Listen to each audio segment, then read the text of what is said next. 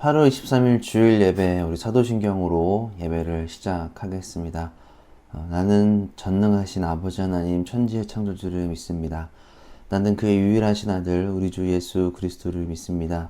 그는 성령으로 잉태되어 동정녀 마리아에게서 나시고 본디오 빌라도에게 고난을 받아 십자가 못 박혀 죽으시고 장사된 지 사흘 만에 죽은 자 가운데서 다시 살아나셨으며 하늘에 오르시어 전능하신 하나님 우편에 앉아 계시다가 거기로부터 살아있는 자와 죽은 자를 심판하러 오십니다.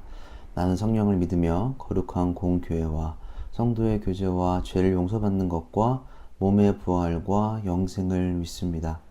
아멘. 우리 같이 예수 열방의 소망 함께 찬양하겠습니다.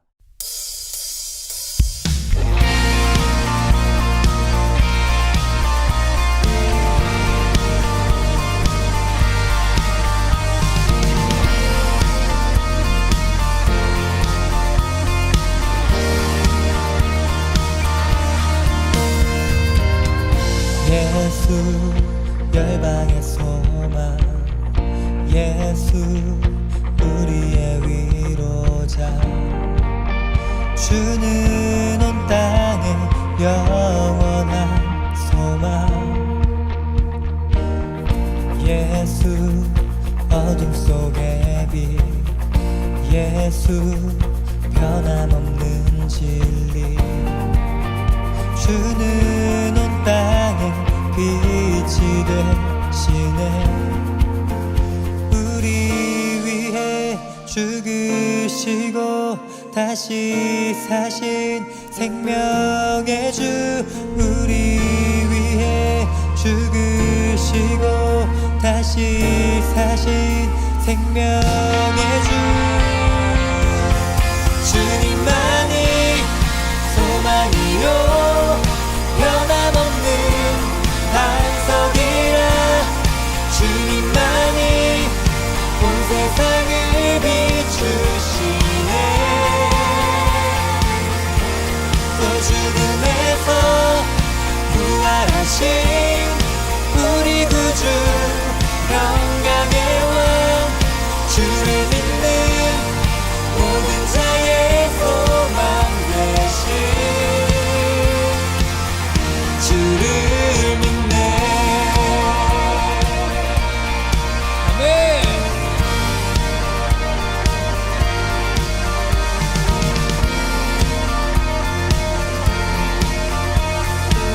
다시 한번 고백합시다 예수 열방의 소망 예수 열방의 소망 예수 우리의 위로자 주는 온 땅의 영원한 소망 아멘 예수 어둠 속의 빛 예수 변함없는 진리 주는 온 땅에 빛이 되시네 우리 위해 죽으시고 다시 사신 생명의 주 우리 위해 죽으시고 다시 사신 생명의 주 주님만이 소망이요 변함없는 반석이라 주님만이 온 세상을 비추시네 또 죽음에서 부활하신 우리 구주 영광의 왕 주를 믿는 모든 자의 소망 되신 우리 위해 죽으시고 다시 사신 생명의 주 우리 위해 죽으시고 다시 사신 생명의 주 우리 위해 죽으시고 다시 사신 생명의 주 우리 위해 다시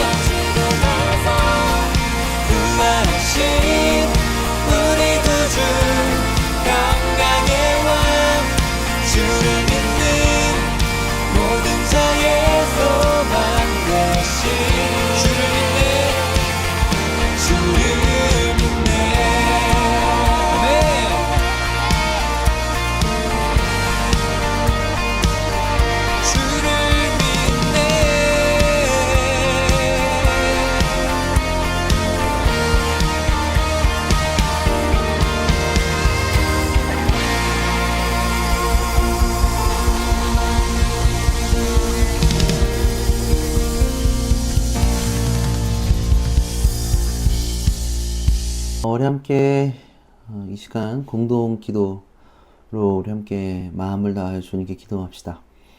하나님 아버지, 오늘도 새날을 맞이하여 함께 모여 예배하게 하심을 감사드립니다. 하나님 평화를 위해 기도합니다. 전쟁으로 고통받고 있는 아프가니스탄을 위해 기도합니다. 죽음과 피, 억압에 내몰려 있는 그곳에 하나님의 평화가 임할 수 있도록 인도해 주세요. 그것뿐만 아니라 억압과 갈등은 세계 곳곳에서 일어나고 있습니다.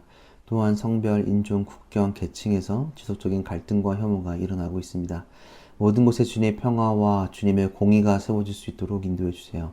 예수님, 우리의 인생의 길에 동행하시는 주님, 우리는 주님을 기쁘시게 함으로 매일매일 삶 속에서 주님과 동행함을 경험하게 하시고 우리가 어둠 속에 있는 모든 이들 그리고 모든 곳에 주님의 생명의 빛을 비추게 해주세요. 성령님 3.13을 지켜주시고 우리의 교회가 생수가 흘러넘치는 강가가 되게 하여 주세요. 그리고 우리만 살기 위한 신앙이 아니라 목마른 모든 일과 함께 마시고 누리게 해주시고 환대가 필요한 모든 이들에게 환대할 수 있도록 인도해 주세요. 그리고 모든 공동체원들에게 하나님의 은혜를 따라 사는 기쁨을 누리게 해주세요. 오늘 우리의 예배를 기쁘게 받아주세요. 이 모든 기도 예수님의 이름으로 기도드립니다. 아멘. 오늘 우리에게 주신 말씀 함께 찾아봤으면 좋겠습니다. 오늘 우리에게 주신 말씀 요한복음 8장 12절에서 30절입니다. 요한복음 8장 12절에서 30절까지 말씀입니다. 다시 한 번 더 말씀드립니다. 요한복음 8장 12절에서 30절입니다. 제가 함께 읽겠습니다. 제가 읽으면 여러분들 각자 자리에서 함께 합독하면서 그냥 말씀을 고백하겠습니다. 예수께서 다시 그들에게 말씀하셨다. 나는 세상의 빛이다. 나를 따르는 사람은 어둠 속에 다니지 아니하고 생명의 빛을 얻을 것이다. 바리새파 사람들이 예수께 말하였다. 당신 스스로 자신에 대하여 증언하니 당신의 증언은 참되지 못하오. 예수께서 그들에게 대답하셨다. 비록 내가 나 자신에 대하여 증언할지라도 내 증언은 참되다. 나는 내가 어디에서 와서 어디로 가는지를 알고 있기 때문이다. 그러나 너희는 내가 어디에서 왔는지도 모르고 어디로 가는지도 모른다. 너희는 사람이 정한 기준을 따라 심판한다. 나는 아무도 심판하지 않는다. 그러나 내가 심판하면 내 심판은 참되다. 그것은 내가 혼자 있는 것이 아니라 나를 보내신 아버지께서 나와 함께 하시기 때문이다. 너희의 율법에도 기록하기를 두 사람이 증언하면 참되다 하였다. 내가 나 자신에 대하여 증언하는 사람이고 나를 보내신 아버지께서도 나에 대하여 증언하여 주신다. 그러자 그들은 예수께 물었다. 당신의 아버지가 어디에 계십니까? 예수께서 대답하셨다. 너희는 나도 모르고 나의 아버지도 모른다. 너희가 나를 알았더라면 나의 아버지도 알았을 것이다. 이것은 예수께서 성전에서 가르치실 때에 헌금기가 있는 데서 하신 말씀이다. 그러나 그를 잡는 사람이 아무도 없었다. 그것은 아직도 그의 때가 이르지 않았기 때문이다. 예수께서 다시 그들에게 말씀하셨다. 나는 가고 너희는 나를 찾다가 너희의 죄 가운데서 죽을 것이다. 그리고 내가 가는 곳에 너희는 올 수 없다. 유대 사람들이 말하였다. 내가 가는 곳에 너희는 올 수 없다 하니 그가 자살하겠다는 말인가? 예수께서 그들에게 말씀하셨다. 너희는 아래에서 왔고 나는 위에서 왔다. 너희는 이 세상에 속하여 있지만 나는 이 세상에 속하여 있지 않다. 그래서 나는 너희가 너희의 죄 가운데서 죽을 것이라고 말하였다. 내가 곧 나임을 너희가 믿지 않으면 너희는 너희의 죄 가운데서 죽을 것이다. 그들이 예수께 물었다. 당신은 누구요? 예수께서 그들에게 대답하셨다. 내가 처음부터 너희에게 말하지 않았느냐? 그리고 내가 너희에 대하여 말하고 또 심판할 것이 많이 있다. 그러나 나를 보내신 분은 참되시며 나는 그분에게서 들은 대로 세상에 말하는 것이다. 그들은 예수께서 아버지를 가리켜서 말씀하신 줄 깨닫지 못하였다.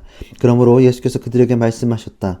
너희는 인자가 높이 들려 올려질 때에야 내가 곧 나라는 것과 또 내가 아무것도 내 마음대로 하지 아니하고 아버지께서 나에게 가르쳐준 대로 말한다는 것을 알게 될 것이다. 나를 보내신 분이 나와 함께 하신다. 그분은 나를 혼자 부르지 않으셨다. 그것은 내가 언제나 아버지께서 기뻐하시는 일을 하기 때문이다. 이 말씀을 듣고 많은 사람이 예수를 믿게 되었다. 아멘. 이는 하나님의 말씀입니다. 오늘 말씀은 나는 빛이다 라는 제목으로 여러분과 말씀을 나누려고 합니다. 지금 지속적으로 요한복음 강해를 진행하고 있습니다. 또 강해를 하면서 좀 유익이라고 하는 것은 우리가 계속 이 요한복음을 보면서 이곳에서 쓰여진 어떤 의도나 그리고 목적 그리고 여기 주님이 강조하신 부분을 조금 꼼꼼히 계속 반복적으로 볼 수 있다는 것입니다. 그리고 그래서 요한복음이 어떤 의미를 가지고 있는지 우리는 알 수 있습니다. 요한복음에서 조금 주요하게 다뤄지는 것이 명절의 의미와 그 상황 속에서 거론되어져 가고 있는 이야기들입니다. 한 번 더 복습을 조금 해보면 6월절 하면 우리가 떠오르는 것들 하면 딱 떠올라야 되는 것들 제가 몇 번 말씀드렸지만 출애굽의 사건 그리고 양의 피를 문설주에 받았던 사건 그리고 이것이 생명의 구원에 이르렀고 광야로 이어지고 그 광야에서 만나와 메추라기가 떠올라야 하고 6월절 출애굽하면 우리가 중요하게 생각하는 인물이 모세가 떠올라야 합니다. 그리고 한 번 더 다른 명절은 아니지만 예수 그 다음에 어린 양 그 다음에 오병이어 그리고 오병이어에서 영원한 생명 주에게 직접 떼어주신 것들이 한 가지 단어만 들으면 연쇄적으로 우리가 이제는 기억하게 되고 그것을 통해서 주님께서 어떤 의도를 가지고 어떤 거와 이것을 이어서 말씀하시는지 우리가 조금 알 수 있습니다. 이것을 제가 왜 말씀드리냐 하면 우리가 지금 7장부터 8장 이렇게 이어져 있는데 이것도 초막절이라는 절기와 더불어서 계속 이어지고 있습니다. 초막절은 광야 40년 동안 장막에서 살았던 삶을 기억하는 거라서 초막을 짓고 그곳에서 사는 것 이렇게 한번 지내보는 거죠. 그래서 중요하게 우리가 거론했던 것이 실로암에서 물을 떠서 제단에 물을 계속 붓는다는 거, 물을 갈망하는 어떤 절기였다. 그래서 주님께서 그 물과 더불어 자기의 생수를 마셔라 라고 말씀하셨다는 사실입니다. 그리고 특별히 오늘 나오게 되는 것들이 초막절에 물만 부은 것이 아니라 화제라고 해서 희생제물, 그러니까 불에 태워서 드리는 예배를 화제라고 하는데 그것들도 계속 이어졌다는 거죠. 그래서 초막절 하면 빛으로 상징되는 이야기들, 빛이 기억되는 절기이기도 했다는 겁니다. 물과 빛이 기억되는 절기로 이어졌다는 거죠. 그러니까 초막절 하면 이제는 우리가 익숙하게 보여진 않았지만 초막절 하면 물이 떠올라야 하고 이제는 빛까지 떠올라야 한다는 것입니다. 다시 한 번 더 6월절 하면 출애굽, 양의 피, 문설주에 발랐던 것들, 생명의 구원, 광야, 메추라기, 모세까지 이어지고 또 초막절 하면 광야 40년 동안의 그 장막에서의 삶, 그리고 실로암에서 물을 떠서 물을 부으며 물을 간절히 바라는 삶, 그래서 생수의 강, 그리고 물을 마시라고 했던 그 주님의 말씀, 그리고 오늘 화제를 통한 빛을 우리가 떠오르게 될 수 있는 것입니다. 오늘 본문은 7장과 이어지는 거죠. 그러면 여러분들이 조금 말씀을 계속 함께 보셨다면 질문할 수 있는 것들이 그럼 8장, 저번주에 봤던 8장 1절과 11절은 어떻게 된 건가 라고 생각할 수 있죠. 왜냐하면 여러분들이 조금 저번주에 제가 일부러 거론하지 않았었지만 8장 1절은 앞에 그 7장과 오늘 본문과 사실은 이 8장 11절이 빼어지고 보면 더 조금 스토리가 이어지는데 8장 1절에서 11절은 사실은 맥락에 맞지 않습니다. 그래서 많은 학자들은 추후에 삽입되어졌다고 생각하는 본문 중에 하나이기도 합니다. 그러나 그것이 주님의 뜻에 반하지 아니하고 또 우리가 함께 묵상하고 주님께서 했다는 것에 또 동의하기 때문에 그냥 삽입됐다고 생각하지만 이어져 가는 것이죠. 그래서 사실은 8장 1절에서 11절을 빼고 7장 53절에서 12절로 이어지는 것이 사실은 조금 더 유연하고 좀 읽기 편합니다. 그래서 8장 1절 11절은 요거 좀 한번 생각해 보시면 저번 주는 그냥 성경을 읽어서 잘 몰랐는데 사실은 7장 53절에서 8장 12절 이어지는 것이 조금 더 잘 이어지는 것이죠. 여튼 그래서 지금 오늘 본문은 갑자기 저번 주에는 가늠한 여인의 얘기가 나왔지만 사실은 오늘은 그 전에 얘기했던 초막절 생수의 강 그리고 그 다음 이야기라고 이해하시는 건 조금 더 유익합니다. 다시 한 번 더 말씀드리지만 초막절에는 상징적으로 물이 있었고 그래서 주님께서 영원 생수의 강을 이야기하셨고 오늘은 화재, 빛과 관련돼서 이야기하십니다. 제가 저번에 6장을 얘기하면서 주님께서는 나는 뭐뭐이다 라고 7번 말씀하셨다고 이야기했습니다. 이거를 우리는 에고이미 헬라어로 에고에미라는 말, 나는 뭐뭐이다. 우리말로 하면 나는 뭐뭐이다 라고 했는데, 첫 번째, 저번에 나눴던 나는 생명의 떡 혹은 빵이다. 이 6장에 있었고, 오늘 8장 나는 빛이다. 그리고 이어서 한 번 더 말씀드리면, 이어서 해야 될 것들이 나는 양의 문이다. 나는 선한 목자이다. 나는 부활이요 생명이다. 나는 길이요 진리요 생명이다. 나는 참 포도나무이다를 차례차례 우리가 순서대로 이어가려고 합니다. 오늘은 빛에 대해서 이야기합니다. 여인의 뜰이라는 성전 안에, 예루살렘 성전 안에 여인의 뜰이라는 곳이 있었습니다. 이곳은 항상 사람들이 많이 있었고, 이렇게 화재나 사람들 빛이 이렇게 비추었던 곳입니다. 그래서, 당시에는 지금처럼, 밤이 밝지 않았고, 빛이 있다면 그 빛이 얼마나 소중한지를 조금 더 알 수 있을 거라고 생각을 합니다. 제가, 낮에 잘 운동하지 않고 밤에 운동을 해요. 더워서 밤에는 못 걷고 조금 이제 해가 지면 밤에 운동을 하죠. 뭐 9시, 8시에 나갈 때도 있고 10시에 나갈 때도 있는데, 그렇게 운동할 수 있는 것은 사실은 빛이 있고 가로등이 있고 불빛이 있기 때문에 사실은 저희가 큰 불편함 없이 걸을 수 있죠. 그래서 우리가 빛이 없다는 것이 우리 상상하기 어렵지만, 사실은 시골만 가도 빛이 없음을 느낄 수 있어요. 근데 우리가 사는 동네에서는 느끼기가 좀 어렵죠. 근데 그곳에서 밤에 빛이 있다는 사실, 어둠 속에서 빛을 경험한다는 것이 얼마나 큰 일이었는지를 한번 돌아봤으면 좋겠습니다. 그래서 어둠 속에서 빛을 본다는 게 굉장히 조금 더 힘이 있게 느껴질 것 같아요. 오늘 12절에 보면 예수께서 다시 그들에게 말씀하셨다. 나는 세상의 빛이다. 나를 따르는 사람은 어둠 속에 다니지 아니하고 생명의 빛을 얻을 것이다. 빛과 대비되는 것은 어둠입니다. 주님께서 당신이 빛이라고 말씀하신 부분은 이미 요한복음 1장 4절에서 5절에 한번 거론되어져 있습니다.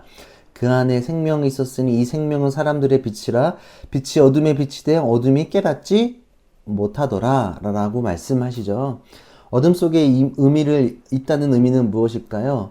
정말로 어둠 속에 그냥 혼자 골방에 있는 것도 있을 수 있지만, 그걸 상징하는 의미는, 우리가 알 수 있는 것은 하나님의 뜻을 정확하게 알지 못하고 하나님의 명령과 이 땅에 보내신 이유를 모르는 상태라가, 이게 어둠 속에 있다는 게 아닐까요? 지속적으로 강조하지만 생명, 날생자와 목숨명자의 의미를 우리는 이제 알고 있으니까 이해될 텐데, 이것을 모르는 상태, 내가 왜 살아야 하고 생명의 이유와 나의 목적을 잃은 상태가 어둠 속에 있는 상태가 아닐까. 그래서 빛은, 메타포적인 빛은 나의 삶과 뜻과 방향을 가리키게 되는 거죠. 어둠 속에 있다는 것은 정말로 어둠 속에 있을 수 있지만 그 빛을 따라 우리의 삶을 할 수 있다라는 것을 의미하게 될 것입니다. 이사야서 42장 6절 7절을 보면, 이사야서 42장 6절에서 7절, 나 주가 을을 이루려고 너를 불렀다. 내가 너의 손을 붙들어 주고 너를 지켜주어서 너를 백성의 언약과 이방의 빛이 되게 할 것이니, 내가 눈먼 사람의 눈을 뜨게 하고 감옥에 갇힌 사람을 이끌어내고 어두운 영생 갇힌 이를 풀어줄 것이다. 그쵸? 내가 너를 붙들어주고 이끌어줘서 삶의 의미를 찾지 못하는 사람들에게 빛이 되게 할 것이고, 내가 눈먼 사람의 눈을 뜨게 하고 갇혀 있는 사람들을 해방시켜주는 그 빛이 될 것이다 라고 이야기합니다.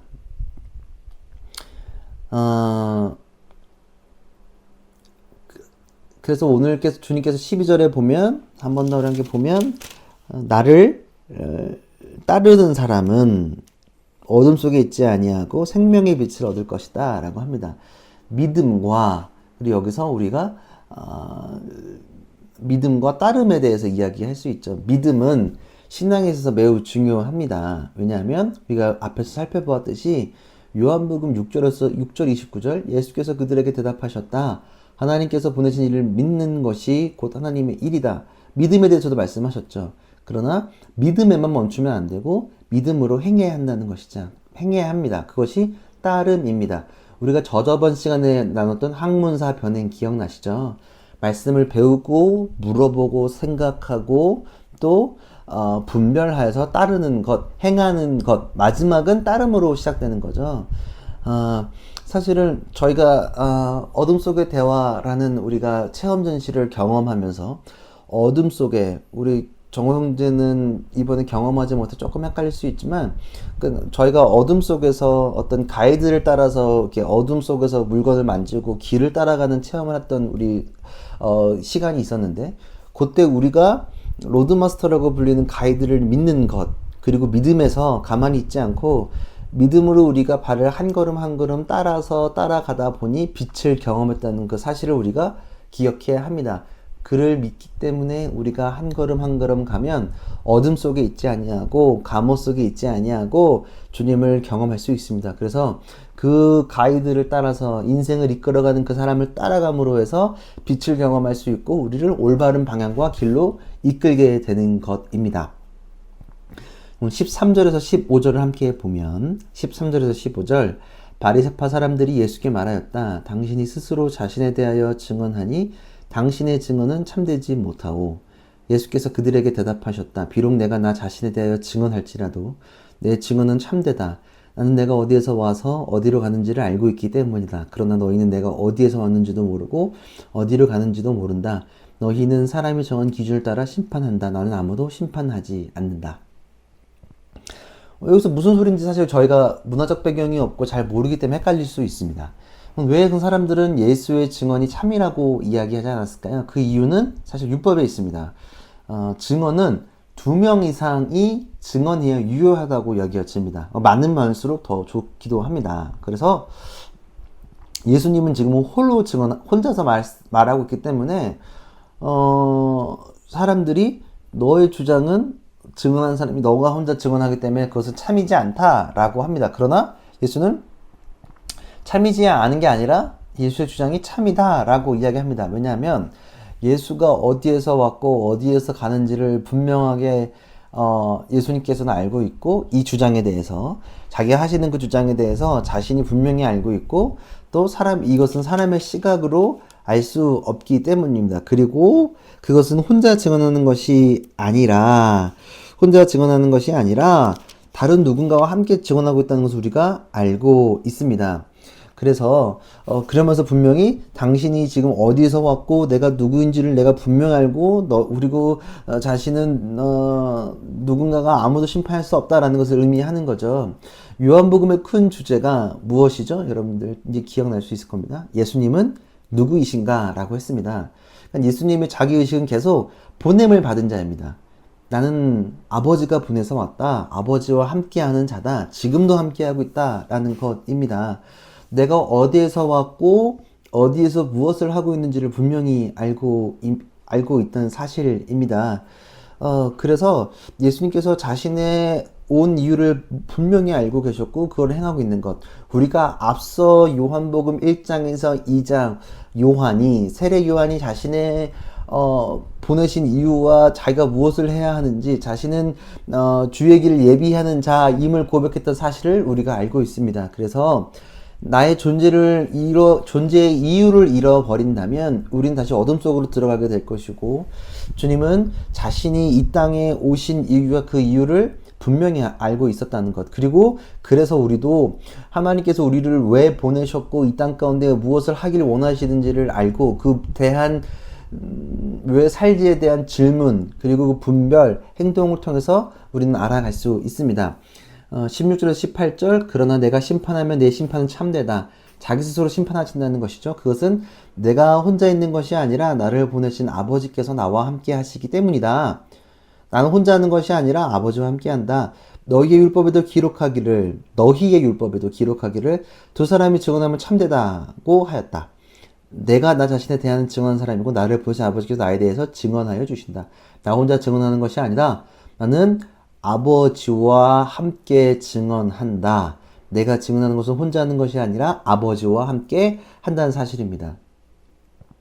여기서 우리는 삼위일체 하나님, 트리니티의 저희 교회의 313, 삼위일체 그리고 한 분이시면 다시 삼위일체 윗격의 그 하나님 우리는 이것을 통해서 경험할 수 있는 거죠. 혼자 있는 것이 아니다. 나는 혼자 증언하는 것이 아니다. 너네가 봤을 때 혼자 증언하는 것 같지만 혼자 증언하는 것이 아니다 라고 이야기하는 것입니다. 자, 19절에서 20절 그러자 그들은 예수께 물었다. 당신의 아버지가 어디에 계십니까? 예수께서 대답하셨다. 너희는 나도 모르고 나의 아버지도 모른다. 너희가 나를 알았더라면 나의 아버지도 알았을 것이다. 이것은 예수께서 성전에서 가르치실 때 험금궤가 있는 데서 하신 말씀입니다. 그러나 그를 잡는 사람은 아무도 없었다. 그것은 아직도 그의 때가 이르지 않았기 때문입니다. 험금함 앞은 많은 사람들이 있는 곳이에요. 그래서 공개적인 장소에서 사람들 앞에서 이야기하신 것입니다. 그리고 그럼에도 불구하고 유대인들은 주님이 어디서 왔는지 전혀 알지 못하고 있는 것입니다. 그래서 전혀 알지 못하고, 그리고 아직도 그때 주님께서 때에 대해서도 말씀하셔. 아직 나의 때가 아니다. 그 때가 아니다. 기다려. 아직 나의 때가 아니다. 라고 말씀하신 것입니다. 21절에서 22절 함께 볼까요? 예수께서 다시 그들에게 말씀하셨다. 나는 가고 너희는 나를 찾다가 너희의 죄 가운데서 죽을 것이다. 그리고 내가 가는 곳에 너희는 올 수 없다. 유대 사람들이 말하였다. 내가 가는 곳에 너희는 올 수 없다 하니 그가 자살하겠다는 말인가? 주님은 다시 오신 곳으로 돌아가게 되죠. 이것은 우리가 더 말씀드리지 않아도 알고 있는 내용입니다. 주님께서 자살하는 게 아니죠. 십자가에 달려 못 박히심으로 다시 죽은 권세를 이겨내시고 생명에 있는 그 하나님 나라로 가게 되는 그 사실을 주님께서 말씀하시는 거죠. 그들은 알지 못했어요. 전혀 알지 못했죠. 23절을 볼까요? 예수께서 그들에게 말씀하셨다. 너희는 아래에서 왔고 나는 위에서 왔다. 너희는 이 세상에 속하여 있지만 나는 이 세상에 속하여 있지 않다. 아래에서 난 자, 중력에 이끌리며 살아가는 그 죄성에 이끌려가는 사람을 아래에서 난 자라고 얘기할 수 있고, 하늘에서 난 자, 하나님께서 보내심을 받고 하나님의 은혜에 이끌려 사는 사람을 이야기하는 것, 그것이 주님이라는 것이요. 하나님은 다시요, 하늘에서 왔기 때문에 죄에 이끌려가는 삶이 아니라 하나님의 은총을 인하여 이끌어가는 삶, 죄에 이끌려 사는 것이 아니라 은총에 이끌리는 삶, 존재 자체가 그 다름을 이야기하시는 거죠. 주님의 존재 이유와 무엇에 이끌려 사는지를 우리를 이 말씀을 통하여 알 수 있습니다. 하나님은 땅 가운데 오신 것이 아니라 하늘에서 오셨다는 그 사실을 우리는 기억할 수 있습니다. 28절을 보면, 그러므로 예수께서 그들에게 말씀하셨다. 너희는 인자가 높이 들려 올려질 때에야 내가 곧 나라는 것과 또 내가 아무것도 내 마음대로 하지 아니하고 아버지께서 나에게 가르쳐 주신 대로 말한다는 것을 알게 될 것이다. 인자가 높이 들린다는 것은 십자가에 달린 것을 우리가 알 수 있는 거죠. 높이 달린다. 주님의 때를 지금도 기다리고 있다는 사실을 주님께서 말씀하시는 거죠. 아직 때가 아니다. 너희는 비로소 내가 달려 죽어야지만 나의 온 목적과 나를 알게 될 것이다 라고 이야기하는 것입니다. 우리는 신앙 안에서 시선이라는 말, 그리고 하나님의 시선, 우리의 시선에 대한 이야기를 많이 합니다. 그리고 우리가 저번 주에도 그 가늠한 여인을 통하여 우리가 어떤 시선을 통해서 얼마나 그 프레임에 갇혀 살고 있는지 우리는 알 수 있었죠. 그리고 우리는 요한복음에서 편견으로 가득 차 있는 유대인들, 그리고 우리의 모습을 살펴볼 수 있습니다. 이 세상에 우리는 하나님의 시간을 세상적인 눈으로 예수의 뜻을 알 수 없습니다. 그리고 그것이 친밀하게 주님과의 관계를 이루어지지 못하게 합니다. 우리는 사실은 철저하게 하나님의 눈으로 봐야 합니다. 음행한 여인을 세상의 눈으로 보지 않고 하나님의 눈으로 보고 마주서서 그녀를 위로하시고 다시는 죄를 지지 말라고 했던 그 주님의 말씀을 우리는 기억해야 합니다. 예수님은 절대로 우리를 세상의 눈으로 보지 않으시다는 사실입니다. 예수님은 절대로 우리를 세상의 눈으로 바라보지 않는다.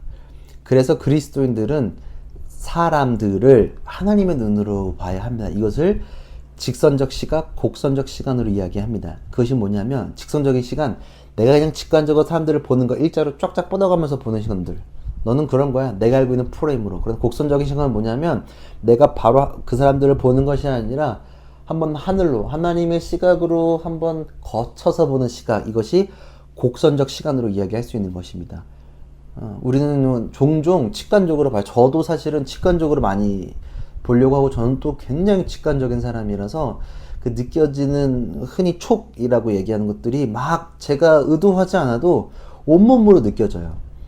그거예요. 근데 그렇게 안 보려고 해도 저도 자꾸 조금 그런 게 조금 있어요. 안 봐야 되는데도 하는데, 그러면서도 지금도 여전히 연습하고 여전히 고민하는 것은 내가 직관적으로 판단하는 것이 아니라 하나님의 시각으로 세상을 보려고 하고, 하나님의 시각으로 약한 자들, 부자이거나 가난한 자이거나 누구든지 그렇게 보기 위해서 제가 함께 노력한다는 사실입니다. 절대로 음행한 요인을 본 것처럼 그렇게 보는 것이 아니라 하나님의 눈으로 세상을 봐야 한다는 것을 우리는 기억을 해야 한다는 것입니다. 서두에 우리는 믿음과 따르는 삶에 대해서 이야기했습니다. 그러니까 믿음만 있으면 신앙인들은 믿기만 해요. 너무 얕아요. 믿음만 있는 것이 아니라 믿음과 행함으로 주님을 따라간다는 것이 매우 중요하다는 것입니다. 그래서인지 저희도 매일 제가 기도하는 것들, 그리고 우리가 공동 기도면서 여러분들이 잘 유익 있게 그것을 읽고 느끼는지는 모르겠지만, 매일 삶 속에서 주님과의 동행을 갈망하여 고민해요. 모든 신앙인들이. 내가 교회 신앙생활을 하고 내가 무언가를 이제 새롭게 시작하고 다시 회복하려고 할 때 어떻게 하면 주님과 동행할 수 있을까? 어떻게 하면 주님과 내가 느끼면서, 아니면 내가 느껴야 되는지, 기도를 하면 주님께서 응답하셔야 되는지 막 헷갈릴 때가 있어요. 근데 그거에 대한 대답이 오늘 본문에 나와 있습니다. 29절 함께 볼까요? 29절, 나를 보내신 분이 나와 함께 하신다. 그분은 나를 혼자 버려두지 않으셨다. 그것은 내가 언제나 아버지께서 기뻐하시는 일을 하기 때문이다 라고 말씀하십니다. 자, 나를 보내신 분이 나와 함께 하신다. 그것은 나를 혼자 부르지 않는다. 그것은 내가 언제나 아버지께서 기뻐하시는 일을 하기 때문이다. 하나님이 나와 동행하는 그 비법은 뭐냐면, 하나님을 기쁘시게 하는 삶이 주님과 동행하는 삶입니다. 하나님을 기쁘시게 하면 주님은 언제나 우리와 동행한다는 사실입니다. 이는 빛으로 살라는 주님의 그 명령, 생명, 주님이 살라는 그 명령, 그 존재의 의미를 알 수 있는 것입니다. 이것을 안다면, 존재의 의미를 알고 주님이 우리가 살라는 그 생명의 사명을 감당한다면, 어둠과 같은 세상 속에서 내가 빛으로 살아가기 위해 살아간다면, 그 순간 주님은 늘 우리와 동행하신다는 사실입니다. 주님이 어디에 있나 고민하지 마시고, 함께 계실까? 딴 데 계실까? 이런 고민이 아니라, 하나님을 기쁘시게 하면, 빛으로 살아가면, 생명의 삶을 감당하면, 나에게 주어진 그 사명의 일들, 작은 일부터 하나하나 해나간다면 주님이 그 순간 나와 동행하여 계신다는 사실을 우리가 꼭 기억했으면 좋겠습니다. 아브라함 요슈아 헤셀이라는 사람이 이런 말을 했어요. 현대인들은 메시지를 잃어버린 메신저이다. 메시지를 잃어버린 메신저이다. 메시지가 없는, 정말로 깊이 없는 가짜 뉴스들, 그리고 쉽게 판단하는 것들, 자기만 생각하는 것들, 메시지는 않고 정말로 피로감 있는 이야기들이 이곳과 넘쳐 흐른다는 것입니다. 그리고 어쩌면 우리가 메시지를 잃어버린 또 메신저가 되어 있는 것은 아닐까 하는 고민들이 생기게 됩니다. 우리는 하나님의 그 메시지, 복음의 메시지를 우리 삶 가운데 붙들고 나아가야 한다는 사실을 여러분들이 꼭 기억했으면 좋겠습니다. 하나님을 기쁘시게 하면 항상 주님이 우리와 함께 하신다. 그것이 우리의 삶의 기초가 되어야 한다는 사실을 여러분들 기억하셨으면 좋겠습니다. 그렇기에 빛으로 나와 그리고 그 빛을 따라 그 기초가 튼튼한 삶을 살아가야 합니다. 초막절기에 주님은 물과 빛에 대하여 우리에게 말씀하십니다. 초막절, 텐트를 짓고 자랐던 그 광야의 삶을 기억한 절기라고 하는데, 그때 제일 필요한 게 뭐냐 하면 물이죠. 물이고 빛. 햇빛이 없으면 우리는 살아갈 수 없습니다. 그리고 빛이 없으면 우리는 어둠 속에서 정말로 살아갈 수 없습니다.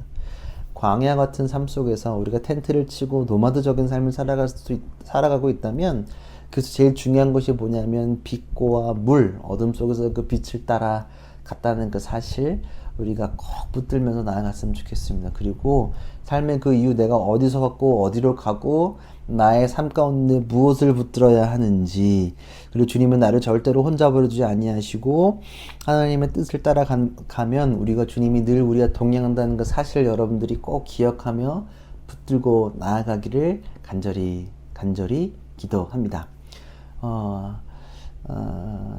그리고 함께 또 붙들고 나아갔으면 좋겠습니다. 함께 기도하며 빛 대신 주님을 따라서 빛을 비추는, 우리 어둠 속에서 빛이 얼마나 소중한지 우리는 한번 경험도 해봤고 또 그것이 얼마나 중요한지 우리는 잘 알고 있습니다. 그리고 그것이 단순히 어둠 속에서 해방된다는 게 그냥 빛을 본다는 것이 아니라 그것이 어떤 의미를 갖고 있고 생명을 살리는 나의 존재 이유가 부어진다는 그 사실을 기억했으면 좋겠고, 그렇기 때문에 여러분들이 그 존재 이유, 내가 어디서 왔고 누구와 함께 한다는 것이 있는지를 여러분들이 꼭 기억하면서 나아갔으면 좋겠습니다. 함께 그것을 놓고 우리 함께 음악 소리에 맞춰서 각자 우리 함께 기도하며 주에게 나아갑시다. 우리 함께 기도합시다. 주님 감사합니다. 하나님, 주님 가운데 축복해 주시고 저의 삶을 주님의 끝 가운데 나아갈 수 있도록 주여 채워주시옵소서. 주님만을 더욱더 의지합니다. 주님만을 바라봅니다. 하나님의 그 크신 사랑을 따라 나아갈 수 있도록 주님 채워주시옵소서. 하나님 빛 대신 그 주님을 의지하며 그 빛 대신 주님을 더욱더 간절히 의지하며 주님께 나아가기 원합니다. 하나님, 우리의 삶 가운데 주님 채워주시고 이끌어 주시옵소서. 주님만을 더욱더 의지하고 더 간절히 나아갑니다. 하나님, 어둠 속에서 나를 구원해 주신 그 주님, 내가 혼자만 그러는 것이 아니라 내가 이 빛을 낸 삶 속의 사람들에게 비추며 전할 수 있는 그 믿음과 힘을 더하여 주시고 그 주님과 그것들을 붙들며 나아갈 수 있도록 주님 채워 주시옵소서. 주님을 더욱더 의지합니다. 주님을 더욱더 바라봅니다. 하나님 채워주시고 역사하여 주시옵소서. 하나님 인도해 주세요. 하나님 은혜 붙잡아 주세요. 하나님 채워주시옵소서. 주님만을 더욱더 의지합니다. 주님만을 바라봅니다. 하나님 채워주시옵소서. 그리고 나의 존재 의미, 나의 존재 의미 속에서 무엇이 있는지를 내가 붙들고 나아갈 수 있도록 채워주시고 하나님의 크신 은혜와 역사가 함께 하시기를 간절히 더욱더 의지합니다. 하나님 이끌어주시고 붙잡아주시고 코로나로 고통받고 있는 많은 사람들, 이것들이 잘 정리되고 다음에 이렇게 새롭게 펼쳐진 더 이상 코로나로 인해 피해받고 어려워하고 힘들어하는 사람들이 없을 수 있도록 이 위기를 잘 넘어갈 수 있도록 주님을 인도해 주시고 붙잡아 주시옵소서. 하나님, 제가 이어서 헌금기도 그리고 축도로 예배를 마무리하겠습니다. 하나님, 빛으로 오신 그 주님을 기억하며 우리가 빛으로 살아갈 수 있도록 붙잡아 주시고 어둠 속에서 주님을 따라 살아갈 수 있도록 인도해 주시고 우리만 사는 것이 아니라 빛 대신 그 주님을 함께 손잡고 나아가므로 아직 빛을 경험하지 못하고 어둠 속에 있는 모든 일과 함께 주님의 뜻을 경험하고 나아갈 수 있도록 주님 채워 주시옵소서. 그리고 나의 존재의 이유, 내가 어디서 왔고 어디로 가는지 그 주님께서 우리에게 하신 것처럼 하나님께서 우리를 만져주시고 붙들어주셨다는 그 사실을 기억하며 나아갈 수 있도록 주님 채워 주시옵소서. 그리고 저희 식구들 삶 속에서도 하나님의 뜻을 잘 하나하나 이뤄갈 수 있도록 작은 빛이 있지만 어둠 속에서 그 작은 빛이 얼마나 희망이고 또 그것을 통하여 새로운 삶을 살 수 있다는 그 사실을 붙들고 나아갈 수 있도록 붙잡아 주시고 하나님의 그 뜻만을 의지하며 나아갈 수 있도록 하나님 채워 주시옵소서. 그리고 각자의 삶 속에서 고민들, 갈등들, 그 모든 것들이 정말로 어렵고 힘들지만 주님을 따름으로써 하나님을 기쁘시게 함으로써 그것들이 정말로 주님과 동행하는 그 쌍이 될 수 있도록 인도해 주시옵소서. 하나님, 오늘 전에 나올 때 빈손으로 오지 아니하고 예물을 가져온 모든 손길들을 축복하여 주시고 이 예물을 드려지는 마음, 이 예물, 내가 돈을 버는 것 작은 물질이지만 하나님께서 허락하여 주시고 하나님께서 이끄셨다는 하나님과의 동행의 그 고백임을 이 시간 우리가 기도로 고백하오니 그 삶 속에서 하나님의 그 빛을 30배, 60배, 100배의 능력으로 비추며 나갈 수 있는 삶, 그리고 삶 속에서 고민하는 것들, 갈등하는 모든 것들, 기도 제목들이 꼭 응답될 수 있도록 붙잡아 주시고 또 이에 우리 사모하는 교회 손길 가운데 하나님의 뜻이 잘 이루어지고 잘 감당할 수 있도록 인도해 주시고 붙잡아 주시옵소서. 이제는 우리 주 예수 그리스도의 은혜와 하나님 아버지 극진하신 사랑하심과 성령님의 감화 감동 역사 교통하심이 오늘 예배를 드리는 모든 우리 323 식구 머리 위에 함께 하시기를 간절히 축원하옵나이다. 아멘.